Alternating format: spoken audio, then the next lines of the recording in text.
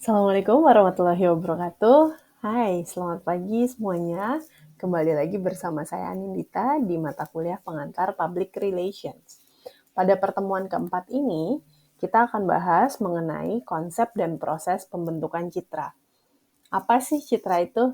Yuk sama-sama kita pelajari. Oke, sebelumnya kita bahas dulu ya tentang perusahaan atau organisasi. Seperti kita ketahui, perusahaan atau organisasi tentu perlu membangun yang namanya identitas, citra, dan reputasi yang baik. Nah, untuk identitas perusahaan sendiri itu tidak hanya terbatas pada yang namanya logo, nama perusahaan, atau merek produknya itu sendiri, tapi juga didukung oleh visi misi korporat yang menginspirasi tentunya. Nah, visi misi ini meliputi nilai-nilai perusahaan atau kita biasa sebut dengan budaya-budaya perusahaan ya, kemudian standar dan tujuan. Dan tentunya visi ini harus bisa dirasakan oleh seluruh karyawannya dan seluruh khalayak atau stakeholder dari perusahaan tersebut. Identitas lain, yakni logo dan nama korporat, perlu selalu dikomunikasikan dengan menggunakan strategi branding yang tepat, atau kita sebut pencitraan ya. Selanjutnya, kita pindah ke konsep citra ya. Citra menurut Paul Argenti adalah perusahaan di mata para konstituen. Maka citra bisa berbeda-beda tergantung dengan konstituennya. Oke. Sebagai contoh misalnya sebuah perusahaan rokok. Bagi penggemar rokok atau orang yang mengkonsumsi rokok, atau mungkin bagi karyawannya, dan untuk pemerintah bahkan yang menerima uang gitu ya dari perusahaan tersebut, perusahaan rokok mungkin dianggap baik. Tapi hal ini berbeda jika dilihat dari mata orang yang tidak suka merokok atau orang yang peduli dengan kesehatan. Mereka akan melihat perusahaan rokok itu adalah perusahaan yang tidak baik. Jadi semua tergantung dari orangnya masing-masing. Dan nanti di slide berikutnya kita akan lihat apa saja sih yang mempengaruhi pemikiran seseorang tentang citra ini. Oke, masih dengan konsep citra ya. Renal Kasali juga mengemukakan bahwa citra adalah kesan yang timbul karena pemahaman akan suatu kenyataan. Jadi, pemahaman yang berasal dari suatu informasi yang tidak lengkap pun akan menghasilkan citra yang tidak sempurna ya. Karena kadang kita juga menilai seseorang bukan dari apa yang kita lihat tapi dari apa yang kita dengar. Dan tentunya dari apa yang kita dengar belum tentu sesuai dengan kenyataannya ya.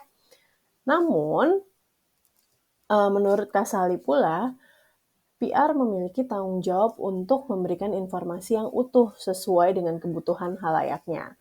Tujuannya apa? Ya supaya mereka mampu memperoleh kesan yang seutuhnya. Maka dari itu, PR bertugas untuk membangun dan mempertahankan citra organisasi agar tidak menimbulkan kesalahpahaman dan tidak melahirkan isu-isu yang dapat merugikan organisasinya. Selanjutnya kita bahas tentang proses pembentukan citra. Dalam pembentukan citra, itu sangatlah berhubungan dengan apa yang namanya persepsi, sikap atau pendirian, serta opini perseorangan atau opini individu. Dan hal-hal tersebut yang akhirnya membentuk opini publik yang bisa terbentuk dalam waktu yang lama. Jadi, menurut Renald Kasali, praktisi PR itu dalam pekerjaannya akan sangat terkait dengan opini publik terhadap perusahaan yang diwakilinya. Karena opini publik akan sangat berpengaruh terhadap perkembangan atau pertumbuhan perusahaan. Jadi kalau opini publik mengatakan perusahaan tersebut baik, maka ya citranya akan baik gitu ya. Tapi kalau opini publik sudah memandang negatif, gitu, maka akan berdampak pada reputasi atau citra perusahaan. Oke, di slide ini teman-teman bisa lihat bagan tentang hubungan antara persepsi, pendirian, dan opini. Ya, jika kita lihat di sini, semua dimulai dari persepsi. Namun sebelum persepsi itu ada kotak yang isinya adalah faktor-faktor yang menentukan persepsi seseorang. Yang pertama ada faktor latar belakang budaya. Ya, jadi budaya yang berbeda-beda itu pun bisa menimbulkan persepsi yang berbeda, gitu ya. Contoh misalnya, kita punya bos orang Jawa, ya, sama kita punya bos orang Batak. Kita udah punya persepsi nih, oh kalau orang Jawa tuh pasti halus ngomongnya, nggak pernah marah-marah, sopan misalnya. Beda sama orang Batak yang, oh pasti kalau ngomong kenceng nih dia, oh pasti sering marah-marah nih, gitu ya. Nah itu terkait dengan latar belakang budaya. Lalu pengalaman masa lalu, itu juga bisa membentuk persepsi seseorang. Misalnya, ketika melihat bunga melati, gitu ya, karena saya punya pengalaman bunga melati tuh saya ketemu atau saya cium ketika menghadiri pernikahan seseorang. Jadi persepsi saya tentang bunga melati adalah hal yang cantik, datang ke pernikahan, wangi, dan lain sebagainya, positif ya.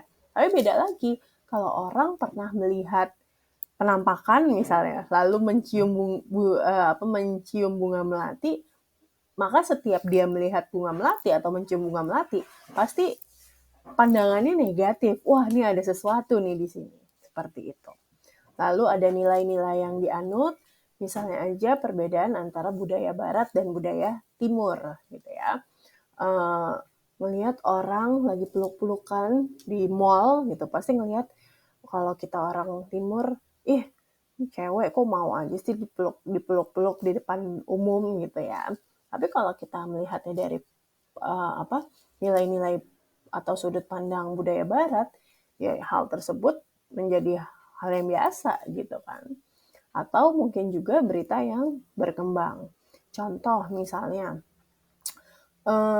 apa ya, berita, oh gara-gara ada pemberitaan tentang brand A itu tidak halal gitu ya, kita jadi ikut-ikutan nggak mau beli. Padahal sebelumnya kita beli.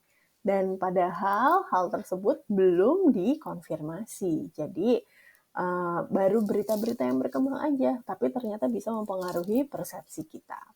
Nah dari persepsi tersebut kita, dari faktor-faktor tersebut kita membentuk persepsi, ya.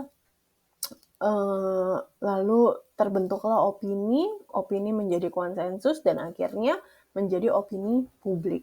Seperti misalnya gini, kalian familiar dengan Bank Sentral Asia atau BCA? Nah, BCA itu kan terkenal dengan satpamnya yang ramah gitu ya. Walaupun kita belum pernah misalnya masuk ke BCA, tapi karena kita nonton di TikTok, nonton di IG, nonton di video-video yang ada, jadi kita tahu, sudah terbentuk tuh opini publik bahwa Satpam BCA adalah orang yang sangat ramah. Seperti itu ya. Oke, jadi persepsi itu apa sih teman-teman? Nah, yuk kita baca bersama-sama di sini ya. Persepsi adalah proses seleksi terhadap berbagai stimulus yang ditangkap indera manusia. Di antaranya adalah penciuman, pendengaran, perasa, penglihatan, dan peraba ya. Nah, berbagai stimulus tersebut kemudian diorganisasikan untuk memperoleh pemaknaan atau interpretasi. Di slide ini ada 6 unsur budaya yang mempengaruhi persepsi. Yang pertama adalah kepercayaan, nilai, dan sikap. Yang kedua adalah pandangan sosial. Yang ketiga adalah organisasi sosial. Yang keempat adalah tabiat manusia. Lalu yang kelima adalah orientasi kegiatan. Dan keenam adalah persepsi tentang diri dan orang lain. Nah, saya tidak akan menjelaskan masing-masing poin ini pada video kali ini. Tapi jadi tugas Anda untuk menjelaskan kepada saya di kuis nanti ya. Jadi tolong dibaca modulnya, karena di dalam modul sudah ada penjelasan yang lengkap. Silakan kalian pahami dan jelaskan kembali di kuis. Baik teman-teman, terima kasih banyak sudah menonton video ini. Semoga apa yang saya jelaskan bisa dipahami, dan apabila ada yang kurang jelas, silakan dibaca modulnya dan ditanyakan di forum ya.